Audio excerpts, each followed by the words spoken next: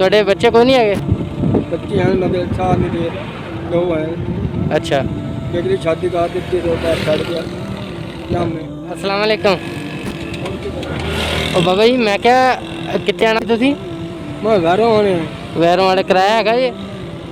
कोई नहीं किराया तो कोई नहीं। ਨਹੀਂ ਇੱਦਾਂ ਕਿੱਦਾਂ ਜਾਓਗੇ? ਇੱਦਾਂ ਕਿਸੇ ਨੇ ਬਿਠਾਉਣਾ ਹੀ ਨਹੀਂ ਤੁਹਾਨੂੰ। तेरी मेहरबानी कोई छोड़ तेरा इंसान ਨਹੀਂ ਕੋਈ ਨਹੀਂ, ਤੁਸੀਂ ਉਹ ਰਿਕਸ਼ੇ ਤੇ ਬਹਿ ਕੇ ਜਾਓ, ਕਿਰਾਇਆ ਤੁਹਾਨੂੰ ਦੇ ਦਿੰਦਾ। तो कोई झाड़ियाँ ਕਿੰਨਾ ਕਿਰਾਇਆ ਲੱਗ ਜਾਂਦਾ?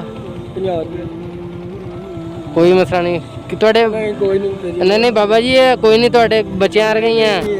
ਉਹ ਨਹੀਂ ਬਾਬਾ ਜੀ ਕੋਈ ਮਸਲਾ ਨਹੀਂ, ਕੋਈ ਨਹੀਂ ਤੁਸੀਂ ਕਿਰਾਇਆ ਲੈ ਕੇ ਜਾਓ, ਟਾਈਮ ਨਾਲ ਪਹੁੰਚ ਜਾਓ। बता दे ना ਤੁਹਾਡੇ ਬੱਚੇ ਕੋਈ ਨਹੀਂ ਹੈਗੇ? बच्चे हैं मगर साथ नहीं दे दो हैं।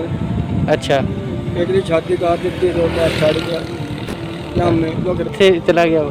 और तैयार हैं जी। ਅੱਛਾ ਦੂਸਰਾ दूसरा बस माड़ा मोटा साथ दे रहे कोई माड़ा मोटा इधर नहीं ਉਹ ਕਰਦਾ ਕੀ ਆ? और दिहाड़ी ਦਿਹਾੜੀ ਕਰਦਾ। के लिए किराए दूसरे ना ਤੁਸੀਂ ਕਰਦੇ ਹੋ? ਤੁਸੀਂ ਕੰਮ ਮੈਂ ਚੱਕੀ ਆਦੀ ਚੱਕੀ ਹੈ ਅੱਛਾ ਆਟੇ ਚੱਕੀ ਦਾ ਕੰਮ ਕਰਦੇ ਹੋ?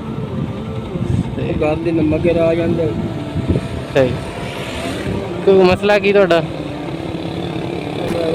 ਰੈਸ ਦੇ ਬਗਾਈ ਵਾਲੇ ਅੱਛਾ ਇੱਥੇ ਕਿੱਧਰ ਆਏ ਸੀਗੇ? ਦਵਾਈ ਸ਼ੋਈ ਲੈਣ ਆਏ ਸੀ? ਹਾਂ ਕਾਹਦੀ ਦਵਾਈ?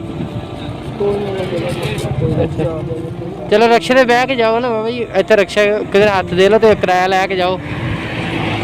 ਬਾਬਾ ਜੀ ਕਿੱਥੇ ਚੱਲੇ ਹੋ? ਇੱਥੇ ਰਕਸ਼ਾ ਵਾਲਾ ਤਾਂ ਕੋਈ ਰਕਸ਼ਾ ਆਉਂਦਾ ਤਾਂ ਰਕਸ਼ੇ ਤੇ ਜਾਓ, ਤੁਰ ਕੇ ਨਾ ਜਾਓ। ਹੁਣ ਤੁਹਾਨੂੰ ਕਿਰਾਇਆ ਜੋ ਦੇਤਾ। ਬਜ਼ੁਰਗਾਂ ਨੇ ਜਾਣਾ ਵੈਰੋਂ ਵਾਲੇ, ਕਿੰਨਾ ਕਿਰਾਇਆ? ਨਹੀਂ ਉਹ ਕਿਰਾਇਆ ਮੈਂ ਦੇਤਾ। ਪੈਰਵਾਨ ਜਾਣਾ ਨਹੀਂ ਨਾ ਬਾਗੀ ਟਿੱਕਰ ਚੱਲਿਆ ਸੀ ਚਲ ਇਸ ਲਈ ਤਾਂ ਰੋਕਿਆ ਨਹੀਂ। ਸਹੀ, ਜਿੱਥੇ ਤੱਕ ਜਾਣਾ ਉੱਥੇ ਲਾ ਦੀ, ਫਿਰ ਕਿਰਾਇਆ ਹੈਗਾ। ਇਹਨੂੰ ਪੁੱਛ ਕੇ ਬਿਠਾ ਦਿਓ, ਵੈਰੋਂ ਵਾਲੇ ਜਾਣਾ ਉਹਨਾਂ ਨੇ। ਆ ਵੈਰਵਾਨ ਦੀ ਭਾਲ ਆਏ ਵੈਰਵਾਨ ਦਾ ਹੀ ਆ ਵੈਰਵਾਨ ਦੀ ਕਿਰਾਇਆ ਕਿੰਨਾ ਵਾ? ਯਾਰ ਚਲੋ ਹੈਗੇ ਬਜ਼ੁਰਗਾਂ ਕੋਲ ਪੈਸੇ, ਕੋਈ ਨਹੀਂ।